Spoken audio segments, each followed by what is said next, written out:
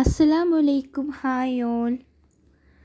பாவக்கான்னு சொன்னாலே நம்ம எல்லாருக்கும் அதோட கசப்பு தன்மை தான் ஞாபகம் வரும். ஸோ நம்ம யாரும் அதை பெருசாக விரும்புகிறதில்ல. அந்த பாவக்காவை இந்த மாதிரி ஒரு தடவை குக் பண்ணி பாருங்கள். பிடிக்காத நீங்களும் விரும்பி சாப்பிடுவீங்க. வாங்க சூப்பரான ஒரு பாவக்காய் ரோஸ்ட் எப்படி செய்கிறதுன்னு பார்க்கலாம். பாவக்காய் 2 கார்னர்ஸ் கட் பண்ணி சென்டரில் ஒரு ஸ்லிட் போட்டு எடுத்துக்கோங்க.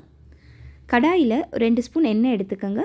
எண்ணெய் சூடானதும் இந்த பாவக்காய் அதில் ஆட் பண்ணி ஒரு 5 மினிட்ஸ் நல்லா வறுத்து எடுத்துக்கோங்க. இந்த அளவுக்கு உங்கள் பாவக்காய் நல்லா வறுப்பட்டதும் ஒரு பிளேட்டில் ட்ரான்ஸ்ஃபர் பண்ணுங்கள்.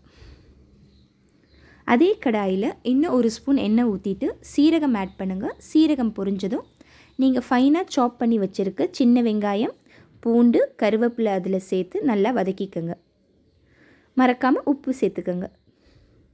உங்கள் வெங்காயம் நல்லா வதங்கினதும் ஒரு தக்காளியை சாப் பண்ணி அதில் ஆட் பண்ணி தக்காளி மேஷ் ஆகிற வரைக்கும் வதக்கிக்கோங்க. இப்போ ஒரு ஸ்பூன் மஞ்சள் தூள், ஒரு ஸ்பூன் மிளகாத்தூள், ஒரு 1/4 கிளாஸ் தண்ணி சேர்த்து மசாலாஸோட ரா ஸ்மெல் போகிற வரைக்கும் குக் பண்ணிக்கோங்க. இந்த அளவுக்கு உங்கள் மசாலா நல்லா குக் ஆனதும் நீங்கள் அதில் வறுத்து வச்சுருக்க பாவக்காவை சேர்த்து ஒரு 10 மினிட்ஸ் லோ ஃப்ளேமில் வச்சு குக் பண்ணுங்கள்.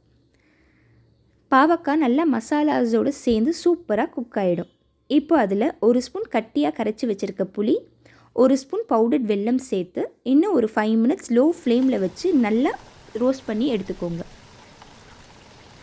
இப்போ பார்த்தீங்கன்னா நல்லா எண்ணெய் பிரிஞ்சு உங்கள் பாவக்காய் சூப்பராக ரோஸ்ட் ஆகியிருக்கும். இதை உங்களோட ரைஸோடு சேர்த்து நீங்கள் சாப்பிட்டீங்கன்னா அவ்வளோ டெலிஷியஸாக இருக்கும். மறக்காமல் ட்ரை பண்ணி பாருங்கள்.